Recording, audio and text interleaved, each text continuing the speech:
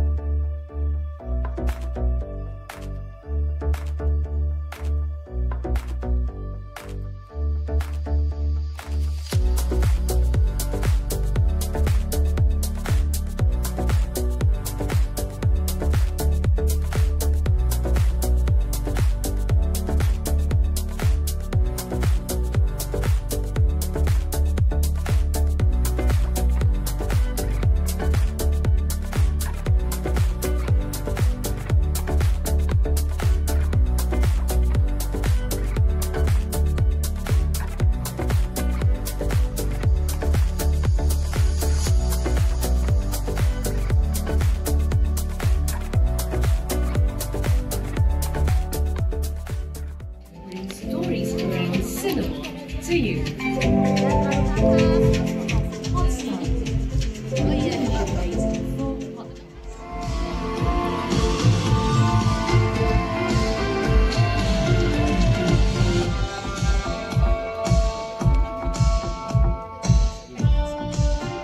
Bienvenue au Festival du cinéma français 2023.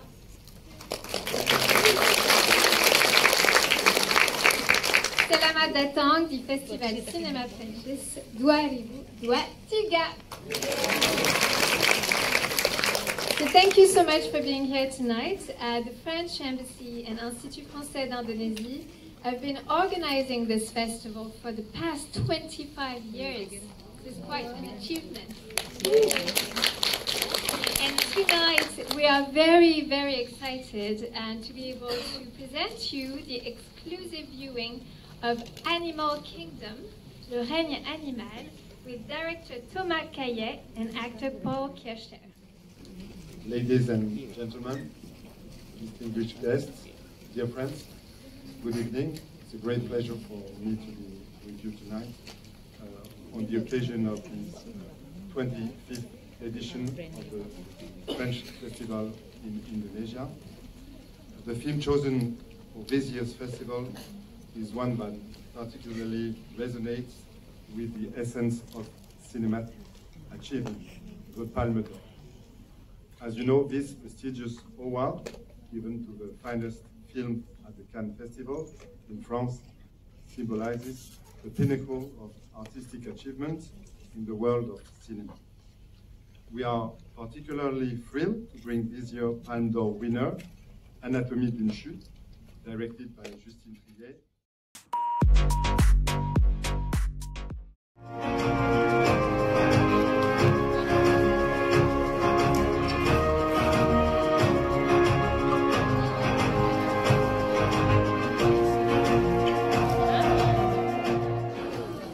Nah, yang lebih seru lagi, kita akan lanjutkan diskusi langsung dengan sutradaranya Thomas Caillet dan aktornya Paul Kircher.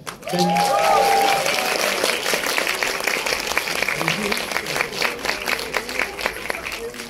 adalah tema Palme d'Or langsung dari Festival de Cannes di Prancis. Ada yang tahu apa itu Festival Cannes? Tahu? Nah, salah satu festival film paling prestigius di dunia ya. Dan di sini adalah sutradara dan aktor langsung.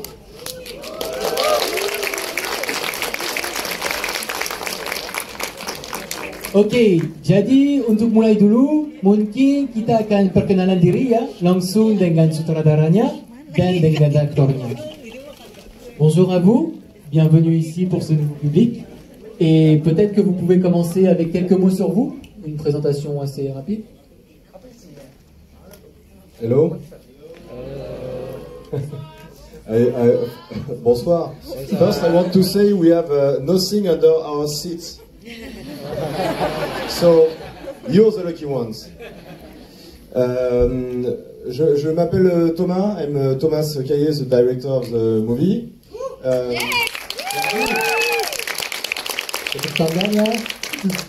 And we are really I'm happy. I don't know, Paul, maybe he's not. You happy, Paul? Yes, I am. He is. Happy and honored and very moved to be here and share the movie with you. It's our first screening in this country, so we are so proud to be here with you. Hello, I'm Paul, so I play Emily in the movie.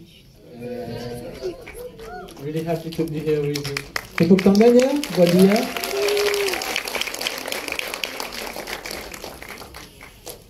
Oke, so kita akan lanjut dengan beberapa pertanyaan tentang movie-nya, biar bisa lebih tahu tentang movie-nya. Terus, pertanyaan akan ada dari kalian. Jadi kalau kalian punya pertanyaan langsung kepada sutradaranya, kepada aktornya, silakan. Oke?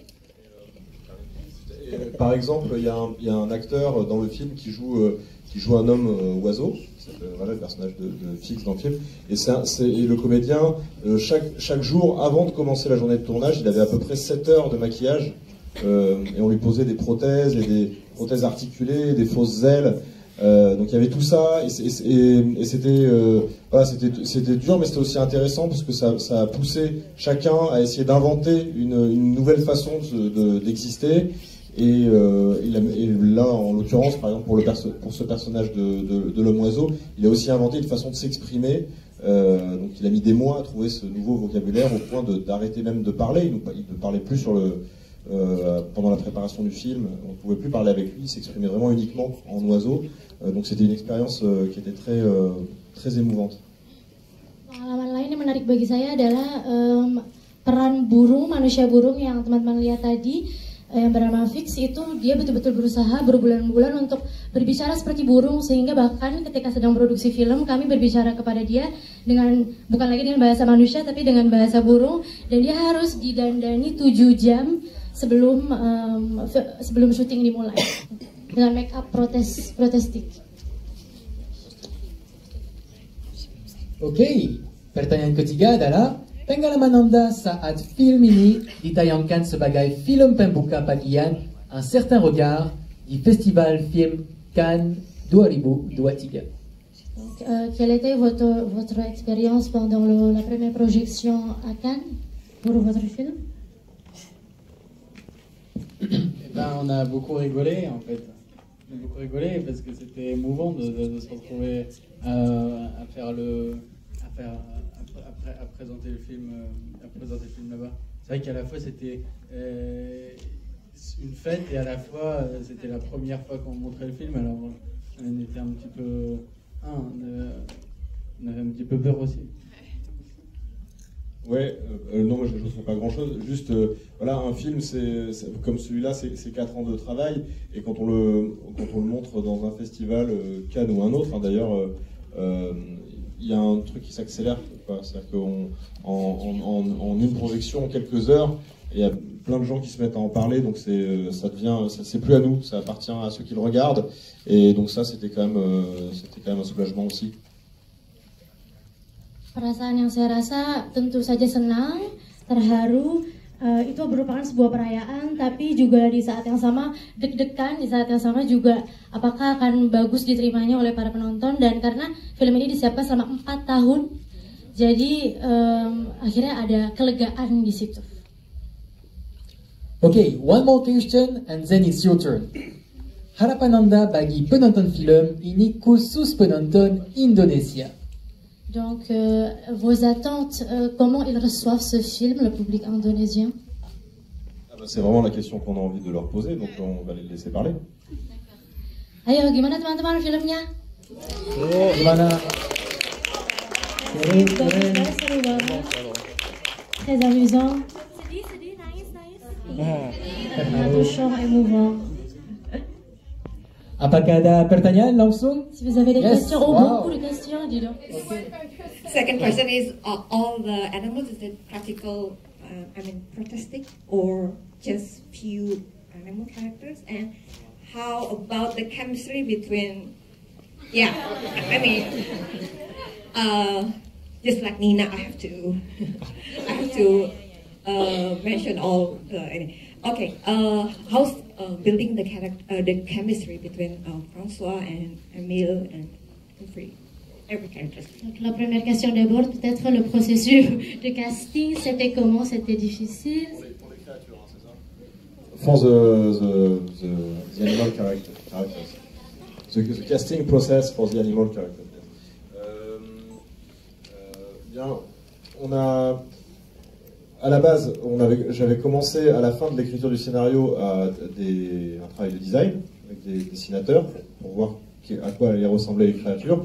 Et tout de suite après, on a commencé le casting et on a repris le travail à zéro, c'est-à-dire qu'on est parti du corps des acteurs pour inventer les créatures qui sont dans le film. Donc c'est vraiment le corps des acteurs qui est au centre de la réflexion visuelle. Donc ça veut dire que des fois, on a casté des gens qui avaient un corps particulier, ou des fois, on a casté aussi des gens qui avaient une façon. Halo, selamat malam. Nama saya Rula. Saya mau tanya sama Paul. Gimana cara Paul untuk nge-build karakternya dari awalnya kan dia kalau dicerita belum bisa menerima keadaan ibunya. Tapi ternyata dia yang mengalami itu. Nah, gimana Paul membuild karakternya untuk bisa menerima posisi dia di akhir sampai saat ayahnya akhirnya melepaskan itu. Jujur, saat Paul lari pergi dari ayahnya, saya nangis karena itu membuat saya, oh ternyata sebesar itu cinta ayah ke anaknya. Kalau Paul sendiri gimana? Ok, une question très émouvante pour Paul. Donc, comment tu peux construire le personnage? Parce que au début, Paul, ça veut dire le personnage dans le film, Émile, voilà, il ne peut pas accepter la situation de sa mère. Donc, mais au fur et à mesure, finalement, tu deviens aussi, tu t'es muté aussi, tu deviens aussi le loup. Donc, en fait, moi, j'ai pleuré. Elle a pleuré quand elle regarde cette scène, quand elle peut voir que il y a vraiment l'amour entre le père et son fils. Donc, comment tu peux construire ce personnage? C'est vrai, je pense d'abord c'est un garçon au départ qui est confronté à des problèmes qui ne sont pas de son âge, enfin qu'il n'a pas envie de confronter. C'est-à-dire lui, il a envie d'être avec ses amis, il n'a pas envie de penser à... C'est trop pour lui en fait, il a envie d'esquiver au début. Jadi awalnya memang itu seorang lelaki yang masih muda kan dia, tapi dia mempunyai banyak sekali masalah dan dia berusaha untuk menghindari masalah tersebut sebenarnya, karena dia terlalu banyak menghadapi masalah untuk umur seperti itu. C'est vrai que dès le début du film, on voit qu'il est marqué, il a une cicatrice, et c'est certainement sa mère quand elle est devenue ours aussi, qui l'a marqué. Donc il y a un lien qui existe entre elle et lui à travers cette marque, mais au départ, lui, il considère presque plus que c'est sa mère en fait. Pour lui, c'est un ours et puis c'est aussi simple que ça.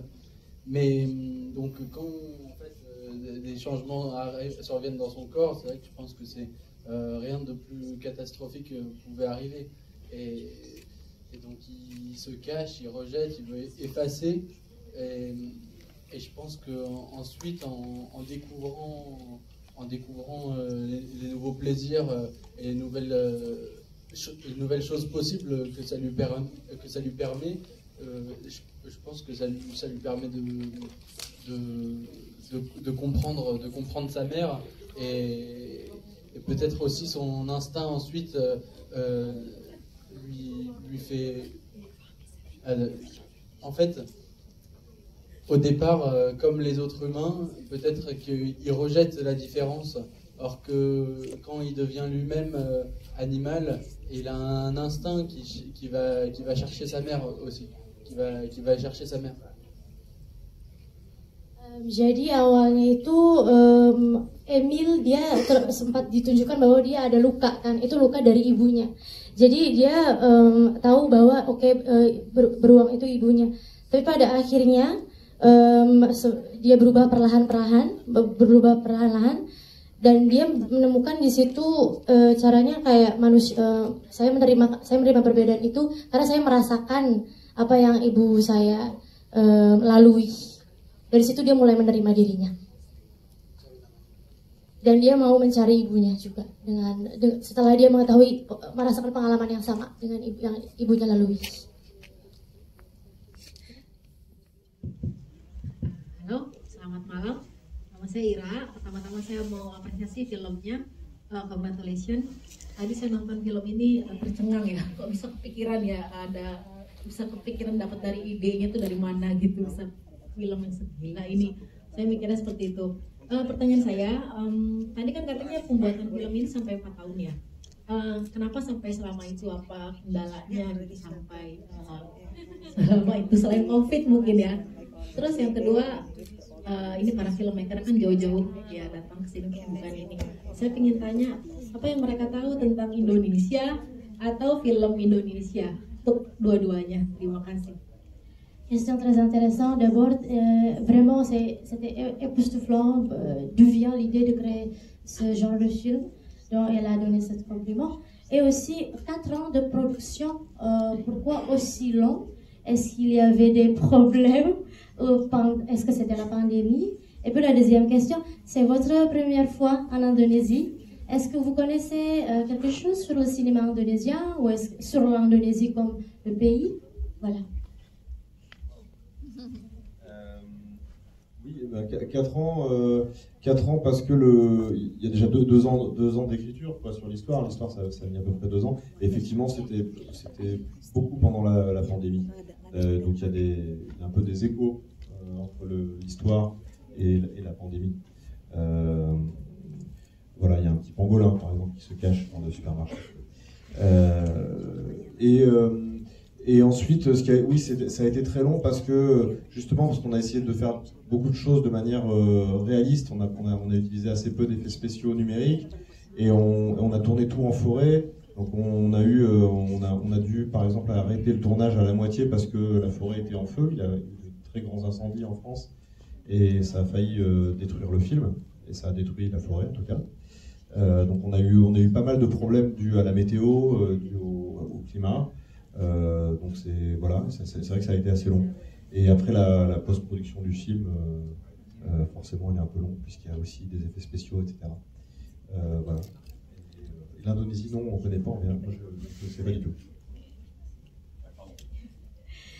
Jadi 2 tahun penulisan, lalu memang betul ada pandemi, dan justru ada beberapa elemen yang mirip dari pandemi dengan cerita, dengan alur film. Jadi beberapa hal terinspirasi dari pandemi juga, kita tidak bisa keluar, ada virus. Lalu karena berusaha untuk menunjukkan efek realis dari film, jadi berusaha untuk seminimal mungkin menggunakan efek spesial sehingga lama. Dan lalu karena itu di hutan, itu betulan hutan, bukan green screen, sempat ada kebakaran di Perancis, kebakaran besar yang hampir menghancurkan filmnya, tapi tidak hancur, jadi tetap berlanjut. Jadi sebetulnya masalah cuaca dan post produksi karena ditambahkan efek spesial juga, jadi post produksinya agak lama untuk editingnya. Et l'Indonésie? Non, j'étais jamais allé en Indonésie, mais c'est vrai qu'on parlait tout à l'heure, on se disait, c'est vrai, il nous a dit qu'il y a beaucoup de films qui sortent chaque année indonésiens, et non, moi je ne connais pas. Betul, pertama kali di sini, dan memang karena baru pertama kali juga, jadi belum tahu banyak mengenai Indonesia, tapi memang mereka tahu bahwa sinema Indonesia itu sangat aktif. Gitu. Kalian punya rekomendasi nggak? Vous avez des recommandations à regarder? Non? Sur Netflix, il y a une série indonésienne qui s'appelle Cigarette Girl. Il faut le regarder. C'est un grand film avec les grands acteurs indonésiens. Lagi akan ada pertanyaan langsung dari sutradara dan aktor kepada kalian. Ok? Peut-être que vous avez des questions, vous aussi, pour le public que nous avons ce soir. Une question pour chacun? Non,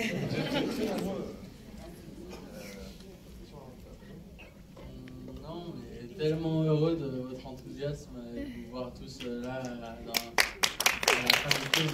Vraiment, super. Senang sekali kalian si manggat-manggat dan... Si, moi j'aurais une question.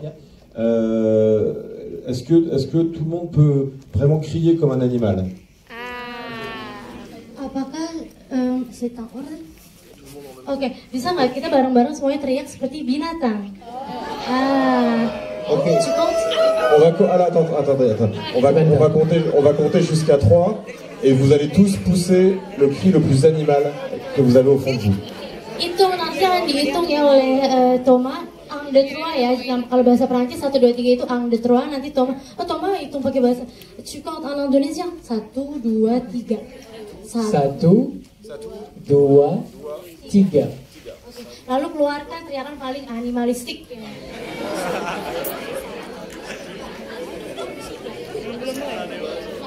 Ok. 1, 2, 3.